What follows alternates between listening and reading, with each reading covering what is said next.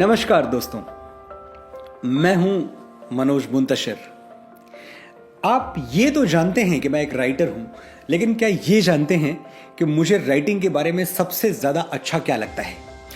क्यों मैं आखिरी सांस तक लिखते रहना चाहता हूं? क्यों चाहता हूं कि जब दम निकले तो माथे पर वतन की मिट्टी और हाथों में कलम रहे? क्योंकि हाथों में कलम लेकर मैं ऐसे हजारों लाखों लोगों की भावनाएं व्यक्त कर सकता हूं जो महसूस तो बहुत कुछ करते हैं लेकिन शब्द नहीं बुन पाते, कह नहीं पाते। फादर्स डे पर भी यही दुविधा है। कौन है दुनिया में जो उस इंसान को पागलों जैसा प्यार नहीं करेगा जिसके रक्त बीज से जन्मा है? लेकिन शब्दों की वो डोरियां कहां से लाएं जो दिल में उमड़ती भावनाओं को बांध पाए? आपको फिक्र करने की कोई जरूरत नहीं, क्योंकि मैं हूं ना। जो कुछ आप बरसों से अपने पिता से कहना चाहते थे लेकिन कह नहीं पाए, आज वो सब आपके लिए मैं कहूंगा। मैं आपके साथ बांटूंगा पिता पर लिखी हुई मेरी 10 कविताएं। जिन कविताओं में आपको अपने एहसास मिल जाएं, अपनी परछाई मिल जाए, उनके सीरियल नंबर्स कमेंट सेक्शन में अपनी ईमेल आईडी या व्हाट्सएप नंबर के साथ लिख दें। मैं उस कविता का टेक्स्ट सीधा आपको भेजूंगा और आप उसका वीडियो बनाकर या मैसेज में टाइप कर या फिर कार्ड पर लिखकर अपने पिताजी को भेजेंगे। अपनी मनचाही कविता अपनी आवाज में सोशल मीडिया पर भी पोस्ट करें। मैं आपके वीडियोस रीपोस्ट और शेयर करूंगा ताकि ज्यादा से ज्यादा लोग उनको देख पाएं और सबको पता चले कि आप अपने बाबूजी से कितना प्यार करते हैं। एक और बात है, मैं इस वीडियो को 2 हिस्सों में बांट रहा हूं। पार्ट 1 की कविताएं सबके लिए हैं। आप बाबूजी के बेटे हैं या बेटी, दोनों को इन कविताओं में अपनी झलक मिल जाएगी। लेकिन पार्ट 2 है पापा की परी special.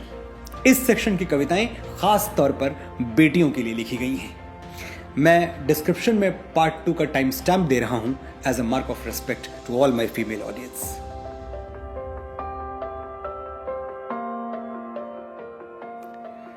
My daddy is the best. तो जो बेस्ट था, हमने उसके साथ क्या किया? माथे पर सुपर हीरो वाला टैग चिपका दिया। और सुपर हीरो तो कुछ भी कर सकता है।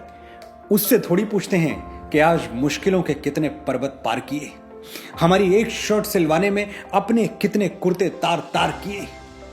उससे थोड़ी पूछते हैं कि हमारी जिदें पूरी करने के लिए कितने दिन ओवरटाइम करते हुए गुजार दिए, हमारे बचपन की एक मुस्कुराहट जीतने में अपनी जवानी के कितने बरस हार दिए। और वो बुखार वाली रातें, हमारी फिक्र में सिर्फ मां थोड़ी जागती थी। कच्ची नींद में सोते तो पापा भी थे, किसी की नजर नहीं गई पर रोते तो पापा भी थे। तो आज हम एक काम करेंगे, जिन आंखों को कभी गौर से देखा नहीं, आज उन्हीं आंखों की इबारत पढ़ेंगे। जो धुन कभी गई ही नहीं, आज उसी धुन पर झूमेंगे।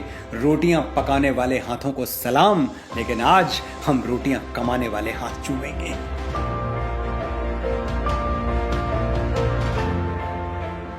शहर में बड़ी बड़ी दुकानें थीं, खिलौनों, कपड़ों, किताबों से भरी, और मेरे बाबूजी की एक छोटी सी नौकरी। वो बरसों अपने लिए नया कुर्ता नहीं सिलवा पाए, पुराना फटता और सिल जाता। पर कपड़े, किताबें, खिलौने, मैं जो कुछ भी मांगता मुझे मिल जाता। कुछ किस्से हैं जो हमेशा के लिए दिल में दर्ज हो गए। मैं कभी नहीं भूल पाऊंगा कि मेरी खुशियां खरीदने में मेरे बाबूजी खर्च हो गए।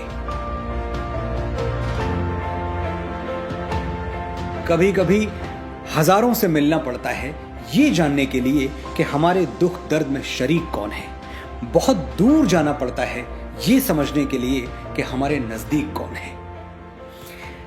पापा, आज मेरे सैकड़ों दोस्त यार हैं, सब मेरे सुख दुख में साझेदार हैं, लेकिन सिर्फ तुम हो जो मेरे लिए दोनों बाजू कटवा के भी एहसान का एक लफ्ज नहीं कहोगे।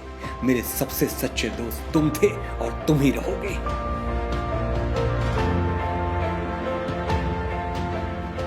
बड़े भोले हैं बाबूजी, पूरी दुनिया से कहते फिर रहे हैं, सच मेरा ख्वाब हो गया, मेरा बेटा कामयाब हो गया। हंसी आती है मुझे उनकी सादगी पर। कौन सी बात कहां लाके छोड़ी है? अरे ये कामयाबी आज की थोड़ी है। मैंने तो बहुत पहले कामयाबियों के सारे पायदान छू लिए थे, बुलंदियों के सारे निशान छू लिए थे। जब पहली बार बाबूजी ने मुझे बाहों में लेके उछाला था, मैंने तो उसी दिन सातों आसमान छू लिए थे। मैंने सुना है ब्रुनई का सुल्तान सैकड़ों कमरों वाले पैलेस में रहता है। अरब में एक शेख है जो सोने की बनी हुई मोटर कार से चलता है। ऐसे ऐसे लोग हैं जिनकी नेट वर्थ $100 बिलियन पार कर चुकी है। लोगों के पास इतने पैसे हैं कि रखने के लिए बैंक में जगह नहीं बची है। लेकिन अमीरों की लिस्ट में आज भी पहले नंबर पर मेरे बाबूजी जमे हुए हैं। मेरे बाबूजी जैसा आलीशान और कौन होगा, जो कुर्ते की फटी हुई जेब में हाथ डालकर बोले मेरे बेटे को जो चाहिए मिलेगा। उससे बड़ा धनवान और कौन होगा।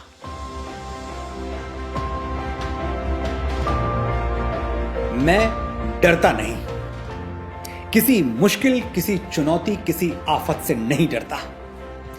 मैं जानता हूं अगर मेरे पैरों में दुख का कांटा गड़ जाएगा, अगर मेरा वक्त बिगड़ जाएगा, तो कोई है जो मेरे लिए भगवान से भी लड़ जाएगा। जब तक वो झुर्रियों भरे हाथ मेरे सर पे हैं, मेरी शान जिंदा है, मेरा रुआब जिंदा है। कयामत भी आ जाए तो मेरा क्या बिगाड़ेगी, अभी मेरा बाप जिंदा है।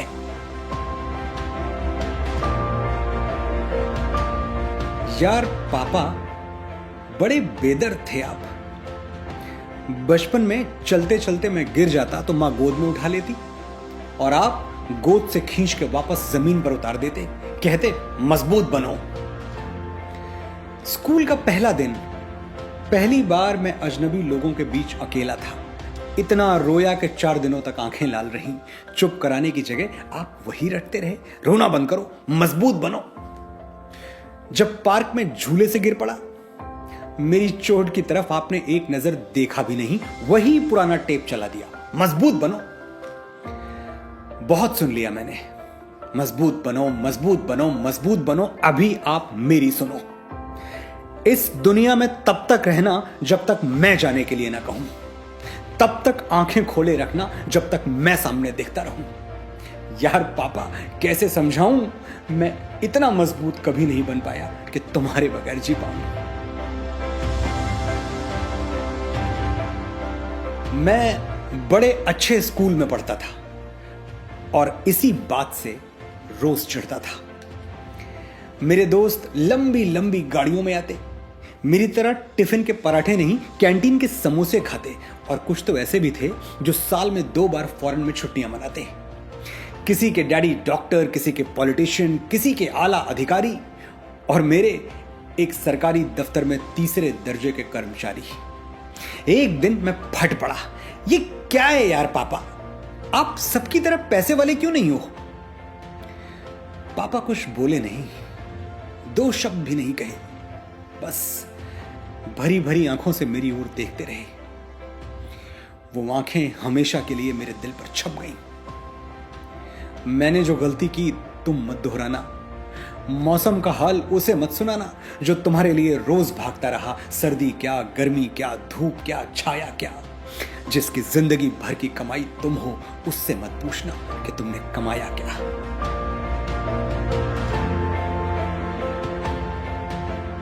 यार पापा, बड़ी नाइंसाफी हुई तुम्हारे साथ। लोग मां के बारे में प्यारे प्यारे गीत लिख गए, बड़े बड़े कसीदे कह गए और तुम पीछे रह गए। पर यह बात दिल पे मत लेना, सबको माफ कर देना। तुम क्या हो ये किसी को एहसास भी नहीं है। जो तुम्हारी कुर्बानियां लिख पाए वो कलम तो विधाता के पास भी नहीं है।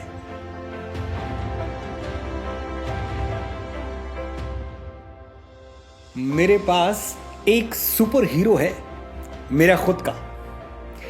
वो कंधों पर पहाड़ नहीं उठा सकता, लेकिन मेरी जरूरतों का बोझ उठा लेता है। उसे आसमान में उड़ना नहीं आता, लेकिन मेरी उलझनों को चुटकियों में उड़ा देता है। वो मेरे लिए बसों के पीछे भागता है, सोने के वक्त जागता है, मुश्किलों के 2-4 समंदर हर रोज लांघता है। मुझे किसी सफेद घोड़े वाले शहजादे का इंतजार नहीं, मेरे सुपर हीरो मेरे पापा हैं और उनसे ज्यादा मुझे किसी से प्यार नहीं।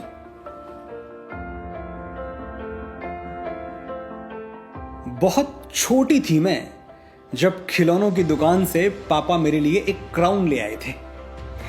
वो क्राउन पहनकर मैं क्वीन की तरह इतराती, डिब्बे जैसा अपना कमरा पैलेस की तरह सजाती। फिर मैं बड़ी हो गई, मेरे सपनों का जादू नगर पीछे छूट गया और वो क्राउन भी एक दिन हाथ से गिर के टूट गया। बरसों बरस बीत गए, लेकिन आज भी पापा मुझे ऐसे देखते हैं जैसे उस क्राउन के कुछ टुकड़े मेरे माथे पर अभी तक बाकी हैं। मुझे शहजादी होने के लिए किसी बादशाह की जरूरत नहीं, मेरे पापा काफी हैं। कभी सुख कभी दुख, हवाएं दोनों तरफ से बहेंगी। मुश्किलें आती हैं, आती रहेंगी, लेकिन मैंने अपनी सारी मुश्किलों के नाम एक खत लिख दिया है। जब पापा घर पे ना हो तभी आना, वरना पछताओगी, मुझसे पहले मेरे पापा से टकराओगी। और तुम तो जानती हो, बाप दुआओं वाला तावीज है, उससे टकरा के चट्टानें टूट जाती हैं। मुश्किल कौन सी चीज है।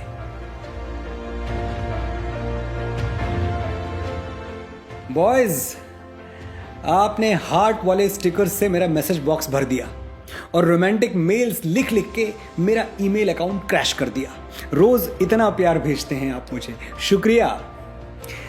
मैं समझती हूं जो आपके दिल का आलम है, लेकिन एक छोटी सी प्रॉब्लम है। मेरे पापा, मां की हर ना पर चुपके से हां कर देने वाले मेरे पापा, एक मांगू तो 10 हाथ पे धर देने वाले मेरे पापा। अपना अंगूठा जूते से बाहर झांकता रहा और मुझे महंगे सैंडल्स दिलाकर खुश होते रहे। बेचारे सीधे साधे थे, पर मुझे बिगाड़ने का इल्जाम पूरी जिंदगी अपने कंधे पर ढोते रहे। और अब तो मैं सचमुच बिगड़ चुकी हूं। मेरा दिल जीतने कोई सफेद घोड़े पर आए या फूलों की जगह खुद मेरे रास्ते में बिछ जाए, मेरा प्यार किसी ऐसे वैसे को मिलेगा नहीं। सॉरी, मुझे मेरे पापा से कम कोई चलेगा नहीं। मैंने इस वीडियो में वो सब कहने की कोशिश की जो आप अपने पिता से कहना चाहते थे लेकिन कह नहीं पाए। अब आपका काम शुरू होता है।